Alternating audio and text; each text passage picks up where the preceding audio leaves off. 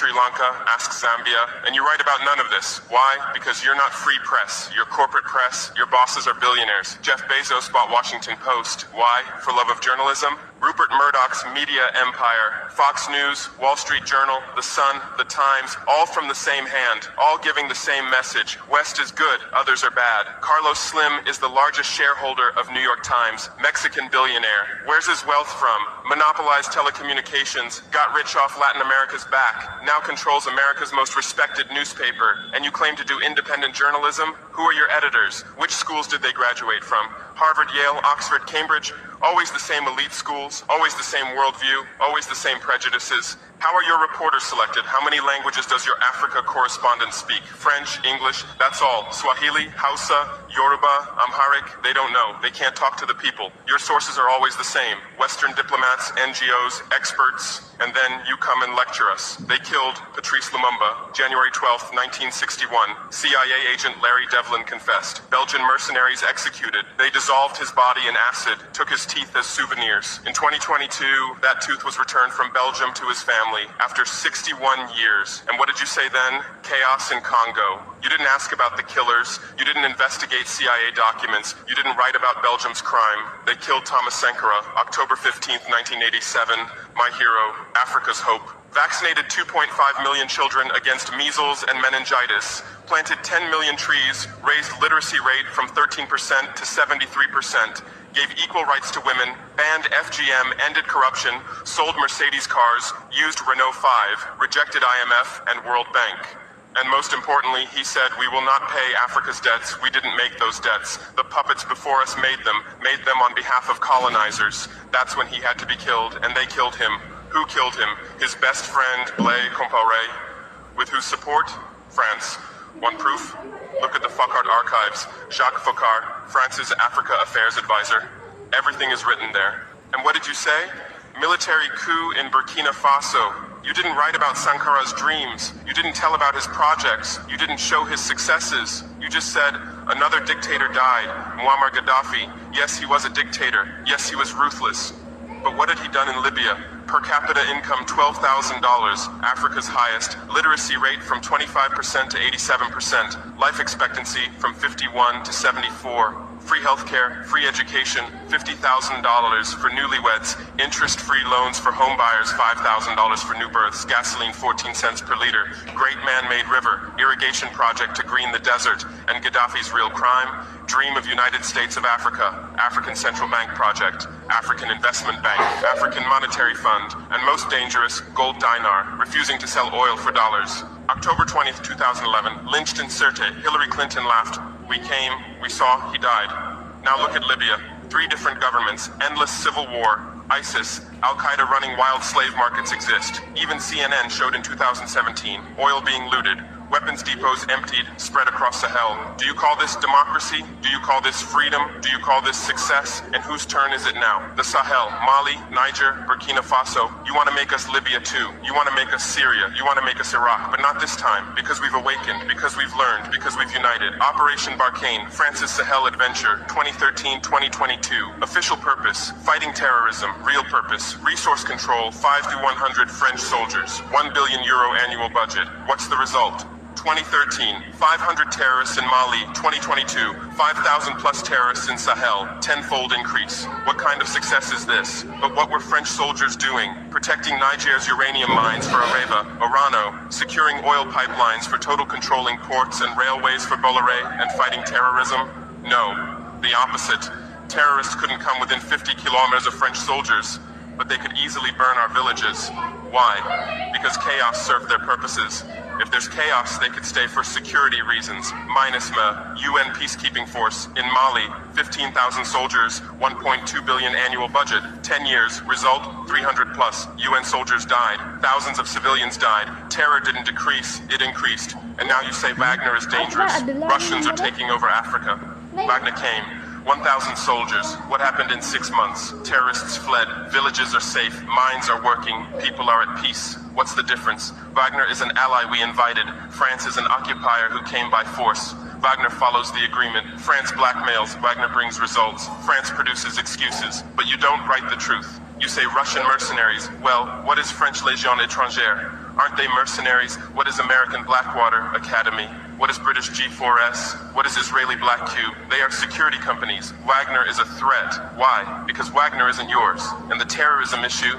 Who created this terror? Who founded Al-Qaeda? 1980s, Afghanistan, CIA, Pakistan ISI, Saudi money, against Soviets. Bin Laden was CIA's man. You called them freedom fighters. Who supported Taliban? Again, you. Heroic mujahideen against Soviet occupation. You gave weapons, gave money, gave training, then you lost control. How was ISIS born? 2003, Iraq invasion. You toppled Saddam. You disbanded the army. You banned Ba'ath Party. You tortured in Abu Ghraib, and those people became ISIS. Then Syria. You said Assad must go. You said moderate rebels. You gave weapons. Those weapons went to ISIS, went to al-Nusra. You destroyed Libya. Who looted Gaddafi's weapon depots? Where did those weapons go? To Mali, to Niger, to Burkina Faso, to Nigeria, to Chad? Who strengthened Boko Haram? In 2009, Nigerian police killed their leader Mohammed Yusuf. Extrajudicial execution. What did you say? Nothing. Where were your human rights organizations? Silent. Then revenge started. Boko Haram radicalized. But where did they find weapons? From Libya that you destroyed. And now you come to lecture us about fighting terrorism. You're helping us clean up the monsters you created? No, we've seen the game now. Terror is your Trojan horse. You come with the excuse of terror, you stay, you exploit. But it's over now. We'll provide our own security, we'll fight with our own methods, and we'll win. Because we are the children of this land. We know this land, we know these people. We can distinguish terrorist from villager. We don't fight from drones, from satellites, from 10,000 kilometers away like you. And we're winning. In Mali, in Niger, in Burkina Faso, terror is ending. Villages are safe. People are hopeful. Because now our own army, our own police are fighting, not for foreigners, but for the people. But you can't digest this. You say democratic backsliding. You say human rights violations. Which democracy? Which human rights? How many people are detained without trial in Guantanamo? What happened in Abu Ghraib? Who did you kill in Bagram? Who did you torture in CIA's black sites? Why is Julian Assange in prison for exposing your war crimes? Why did Chelsea Manning spend years in prison for leaking the truth? Why is Edward Snowden a fugitive for revealing you spy on everyone? And you lecture us about human rights. How many civilians died in your... CNN, BBC, France 24. I'm watching you all. I'm recording every lie. I'm archiving every distortion. I am Ibrahim Traore, and today I'm pulling off your masks. Yes, you heard correctly. I, whom you call a young military junta leader, whom you brand as a dangerous radical, whom you serve up as an anti-Western dictator, am now telling you the truth. And this time you cannot turn off your microphones. This time you cannot turn away your cameras. This time your editors cannot cut this speech. Because the world you monopolize no longer exists. Because millions will hear these words now, without passing through your filters, without being subjected to your distortions, without being muddied by your lies. I am 34 years old. Every day of my life, I grew up with your lies. As a child, I would watch Africa on television. Always the same images. Children with flies, dry lands, weapons, death. This is Africa, they told us. This is what Africa is. And we believed it. We were ashamed of ourselves. We were ashamed of our own lands, of our own people. But then I grew up. I read, I researched, I questioned, and I understood that the Africa you showed us wasn't real. The story you told us was a lie. The fate you imposed on us was a script you had written. For years, how have you portrayed Africa? How have you shown it? How have you sold it to your viewers? As if we were creatures who had no share of humanity. As if we were savages left outside of civilization. As if we were wretches waiting for you to save us. Every day, every hour, every minute, the same story plays on your screens. Hunger, war, disease, corruption, terror, chaos. These are the words that come to mind when Africa is mentioned. In your Africa dictionary, there are no other words. No hope, no success, no development, no resistance, no honor, no pride, no victory. So I ask you, New York Times, Washington Post, Guardian, Le Monde, have you ever made Africa's successes your headlines? How many times have you written about Rwanda's technology miracle? How many times have you shown Ethiopia's reforestation project? How many times have you praised Botswana's democratic success? How many times have you described Kenya's entrepreneurial ecosystem? No, Because these don't fit your scenario. Your Africa cannot be successful. It cannot, because then how will you legitimize your exploitation? If it's not in need of help, how will you intervene? If it's not backward, how will you look down on it? Have you ever asked yourselves, has any editor sitting at their desk, any news director in a meeting, any columnist at their keyboard ever thought, why are the people of the world's richest lands poor? Here are the numbers for you, real numbers. Africa owns 70% of the world's cobalt reserves. Your cell phone, your computer, your electric car won't work without cobalt. This cobalt comes from Congo, but Congolese can't afford cell phones. Africa owns 90% of the world's platinum reserves. Catalytic converters, electronic devices, medical implants, they all need platinum. This platinum comes from South Africa, but South Africans are crushed by unemployment. Africa provides 30% of the world's gold production. Mali, Burkina Faso, Ghana, Tanzania. Gold flows like rivers from our lands, but our people swim in poverty. Africa supplies 65% of the world's diamond production. Botswana, Angola, Congo, Sierra Leone, billions of dollars worth of diamonds are extracted, but our miners live on $1 a day. Africa owns 35% of the world's uranium reserves. Niger, Namibia, South Africa. Nuclear plants run on our uranium. Paris lights burn with our uranium, but our villages have no electricity. And you still ask, why is Africa poor? No, the right question is, how was Africa kept poor while being so rich? Here's your answer. Colonialism didn't end, it changed shape. You used to come and occupy our lands. Now you come and establish companies. You used to take by force. Now you make agreements. You used to rule with the whip. Now you rule with credit.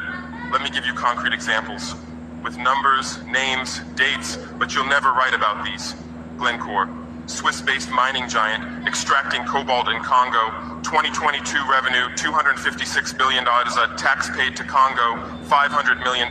That's 0.2%. Is this justice? Rio Tinto, British-Australian mining giant, extracting bauxite in Guinea, 20 million tons annually. What's left for Guinea? Environmental pollution and cancer. Total Energies, French oil giant, extracting oil in Angola, Nigeria, Congo. 2022, profit, $36 billion investment in Africa, dirty pipelines, Anglo-American, founded in South Africa but now in London. Diamonds, platinum, iron, taking everything. What it left in South Africa, 6 million unemployed miners. And these are just the tip of the iceberg. What about the invisible, the secret deals, the offshore accounts, the transfer pricing tricks? Every year, $88 billion in illegal money flows out of Africa. Who writes about this? Every year, $45 billion in aid comes to Africa. Everyone writes about this, but no one says Africa is not the continent receiving aid, it's the continent giving aid.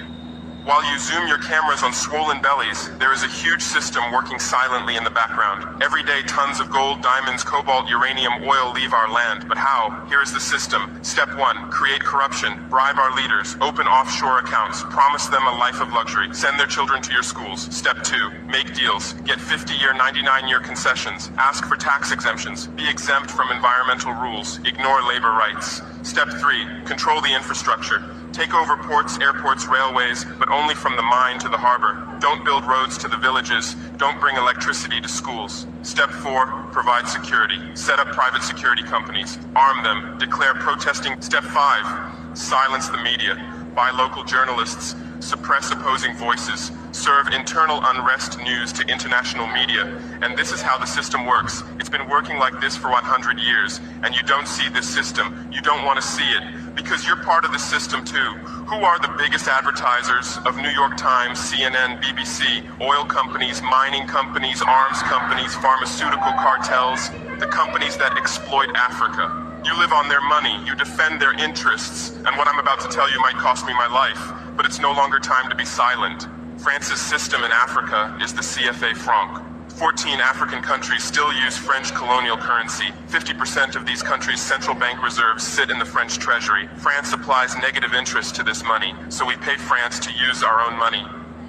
Through this system, France transfers $500 billion worth of resources from Africa every year. Does anyone write about this? No. But when France gives Africa 10 billion euros in aid, it makes headlines. Britain's system is more sophisticated. London is the world's money laundering center. City of London, offshore paradise. Every penny stolen from Africa passes through London. Jersey, Guernsey, Cayman Islands, Virgin Islands, all under British control. Africa's wealth hides there. America's system is AFRICOM, Africa Command, 46 military bases on the continent. Official purpose, security.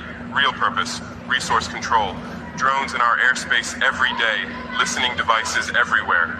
They say fighting terrorism, but it's not terrorists. It's people's leaders who are targeted. China is the new player, says win-win, builds infrastructure, gives credit, but in exchange for what? 99-year port concession.